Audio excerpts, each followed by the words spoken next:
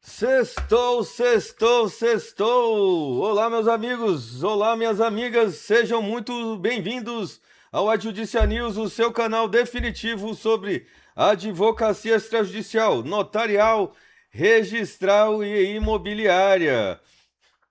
Eu sou o Henri Pinheiro. Hoje, sexta-feira, dia 19 de junho de 2026, dia do Jogo do Brasil. Trazemos as atualizações mais estratégicas e sensíveis dos tribunais superiores e do Congresso Nacional. E como diz aquele clássico jurídico, summa cuique tribuere. Tribuere. Summa cuique tribuere. Dar a cada um o que é seu. Então, garanta logo o que é seu, se inscreva no nosso canal, deixe um like, ative o sininho. Vamos direto às notícias após a nossa vinheta. Segue!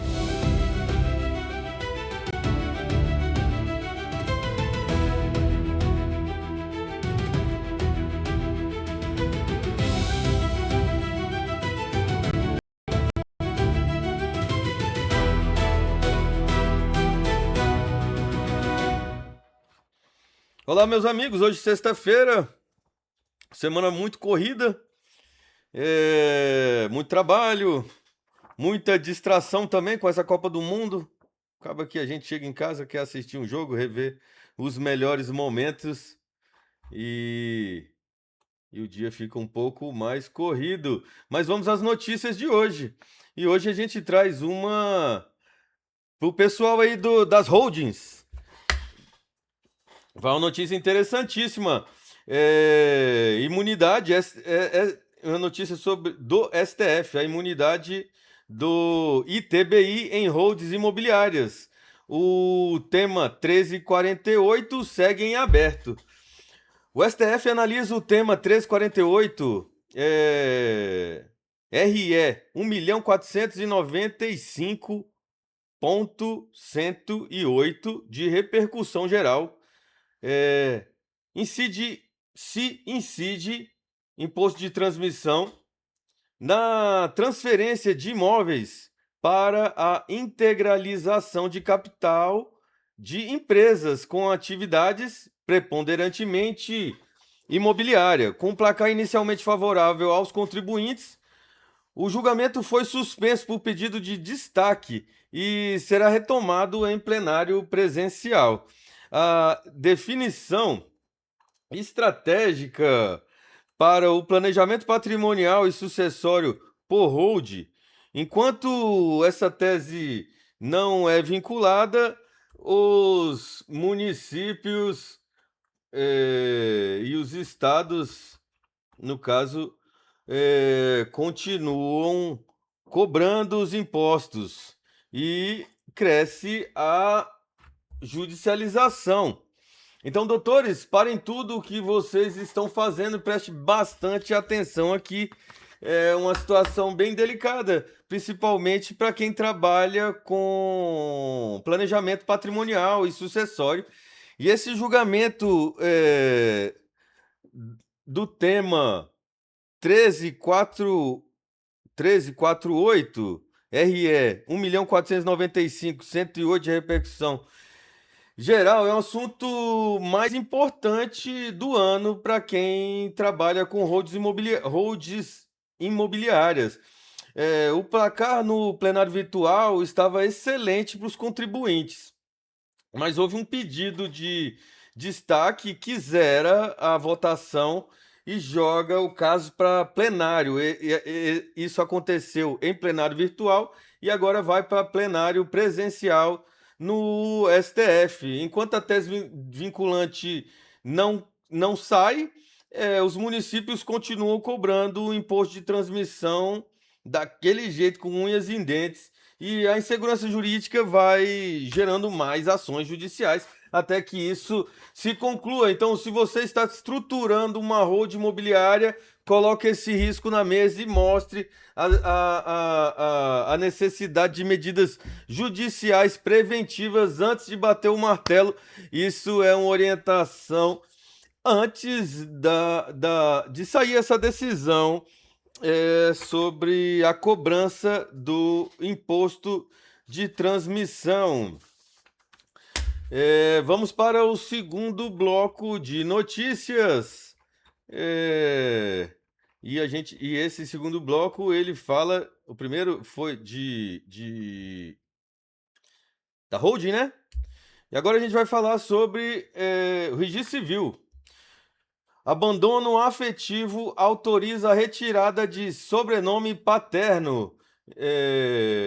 A terceira turma do STJ, sob relatoria da ministra Nancy Andrighi, autorizou a retirada do sobrenome paterno do registro civil de um homem e de seus filhos em razão do abandono afetivo, mantendo apenas a linhagem materna, e reformou o acordo do TJ Goiás que impunha a inclusão do sobrenome do pai biológico. A corte assentou que impor sobrenome sem vínculo afetivo viola direito à personalidade. Que excelente decisão. O fundamento é o artigo 57, inciso 4 da 6.015, incluída pela 14382 de 2022, que admitiu a exclusão de sobrenomes por alteração nas relações de filiação, inclusive pelas vias extrajudiciais. Essa decisão da ministra Nancy Andrighi foi cirúrgica ao reconhecer que impor um sobrenome sem qualquer vínculo afetivo é uma violação aos direitos da personalidade. O pulo do gato aqui desse embasamento, ele usou o artigo 57, inciso 4 da 6.015, que foi trazida pela 14382 de 2002. Essa norma permite a exclusão de sobrenomes quando não há alteração nas relações de filiação.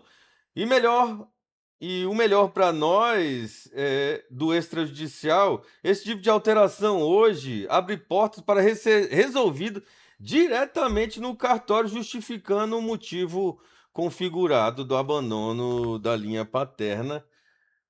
Ou seja, mais uma vitória para o extrajudicial, caso que pode ser resolvido hoje dentro de um cartório de registro civil, cumprindo os requisitos necessários. Partimos agora para o bloco 3. CNJ regula transparência sobre ganhos de cartório.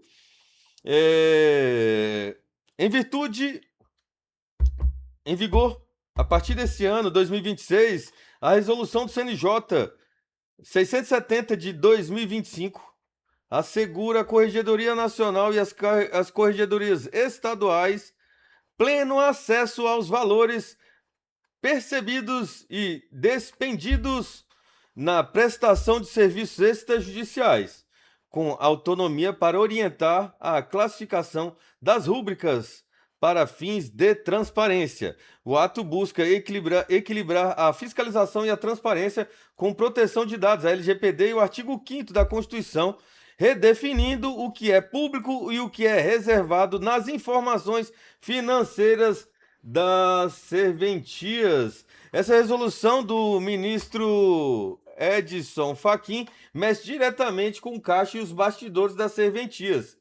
O CNJ quer ter controle total de cada rúbrica, de cada centavo que entra e sai das serventias para fiscalizar o teto e as despesas. O grande desafio técnico aqui é o cruzamento de dados da LGPD e o direito constitucional à proteção de dados. Então, o CNJ está redesenhando a linha tênue entre informação financeira pública e o que deve ser reservado, o que não deve ser exposto, em detrimento da LGPD. Para titulares e registradores, o dever de casa é revisar imediatamente a classificação contábil interna para não arrumar dor de cabeça durante essas fiscalizações. Então, fica o alerta aí aos notários diante da resolução 670 de 2025, que entrou em vigor esse ano. E agora mais uma matéria. Vamos para o bloco 4. Bloco 4. O bloco 4 fala de um projeto de lei que bem delicado o assunto, mas de extrema importância. Ainda no legislativo, Câmara avança com divórcio póstumo a vítimas de feminicídio. Feminicídio. A Comissão de Defesa dos Direitos das Mulheres da Câmara dos Deputados aprovou o PL 1753 de 2025, de autoria do deputado Dimas Fabiano, PP Minas Gerais, relatora deputada Juliana Cardoso, PT São Paulo, que permite concluir o divórcio ou a separação iniciada em vida por uma mulher vítima de feminicídio. A proposta segue em análise na Câmara. Nessa proposta, na proposta, comprovado que a vítima havia protocolado em vida o pedido de divórcio, mesmo sem homologação e havendo violência doméstica, o juiz ou tabelião deverá concluir o processo, alterando o estado civil de casada para divorciada ou separada diretamente no registro civil, no registro do óbito, observando tal detalhe. Esse projeto ele tem uma relevância social e sucessória gigantesca, doutores. Cabe analisar melhor essa PL. O que acontece hoje? Se uma mulher entra com um pedido de divórcio, mas diante dessas atrocidades chega a ser assassinada, ceifada sua vida pelo companheiro, mas antes da homologação do divórcio.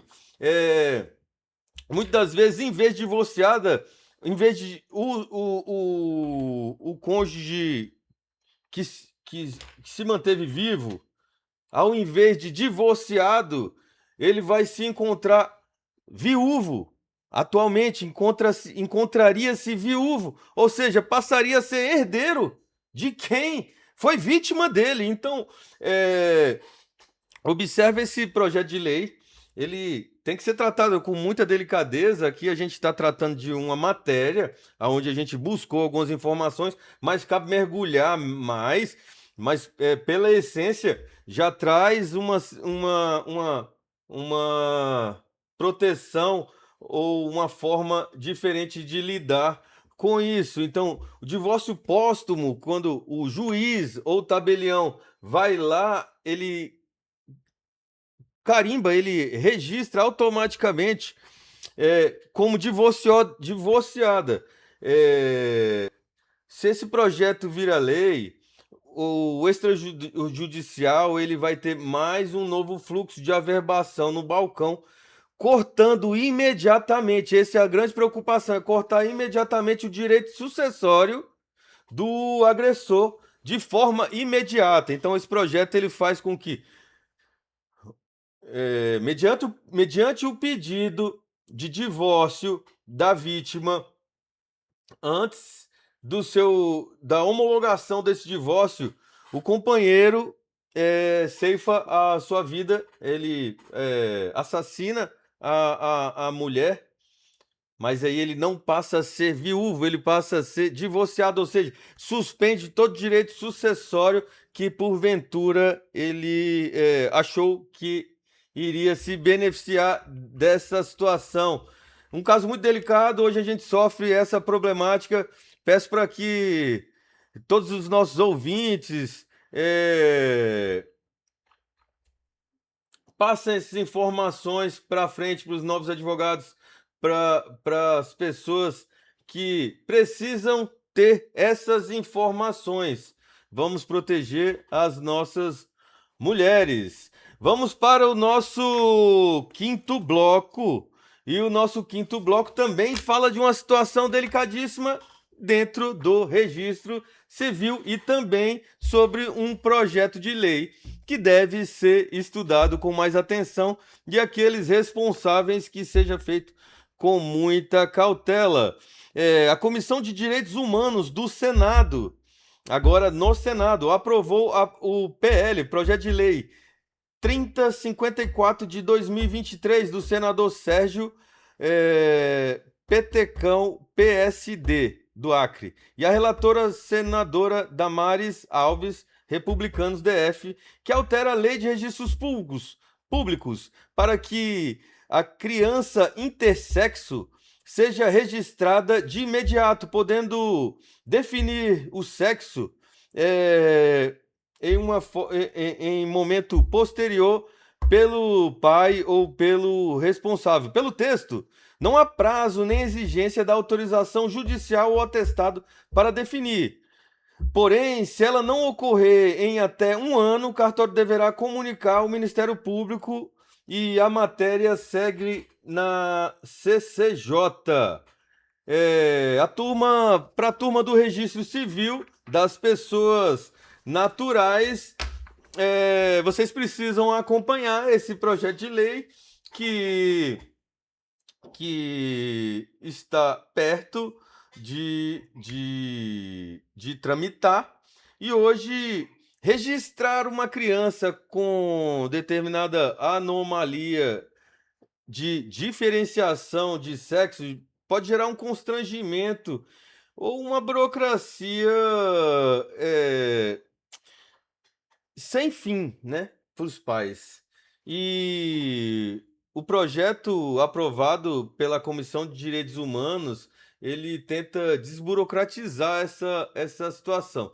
O cartório faria o registro de nascimento na hora, os pais definem o sexo depois, sem precisar de autorização judicial ou lado complexo. A única coisa que trava é que, se passar um ano e o pai não voltar para comunicar o sexo do menor, da criança, o cartório é obrigado a comunicar isso ao Ministério Público. E esse é um projeto de lei que ainda está em tramitação no Senado e agora vai para a CCJ. E nós aqui do Adjudicia News nos mantemos de olho aberto a esses projetos de lei. E agora, para o nosso sexto bloco, o giro das corregedorias estaduais. E fechando a nossa edição, segue o tradicional giro. Vamos lá. No Espírito Santo, o provimento 16 de 2026 alterou o tomo 1 do Código de Normas do Fórum Extrajudicial, atualizando você, advogado. Então, você que é advogado, dê uma olhadinha, pois no Espírito Santo teve atualização no Código de Normas. Estado de Goiás, provimento conjunto 179/2026 trouxe o reajuste do regime de custas e emolumentos goianos, mais um reajuste. De olho na tabela de emolumentos, senhores. E em Minas Gerais continua valendo a portaria CGJ 8664, que trouxe notas explicativas importantes na tabela de 2026 sobre a cobrança em usufruto, testamento e consolidação fiduciária. É isso, senhores, e com o nosso giro pelos estados, encerramos mais uma edição do Adjudicia News, o extrajudicial Sinov, muito rápido, e quem não acompanha as mudanças acaba deixando dinheiro e direito para trás, e aqui no Adjudicia News não acontece isso. E para movimentar os nossos comentários hoje, e você que atua com holdings, você atua com holdings? Então, lembra da matéria? Então, se você está ligado, o que você acha sobre a cobrança do ITBI pelos municípios enquanto o STF não decide o tema 1348? Deixa aqui nos comentários o que você acha, dê sua opinião sobre a cobrança ou não do ITBI ou qualquer outra matéria dos nossos blocos. Então, deixa aqui embaixo a sua experiência, compartilhe os nossos vídeos com os colegas dos escritórios de advocacia pelo Brasil adentro.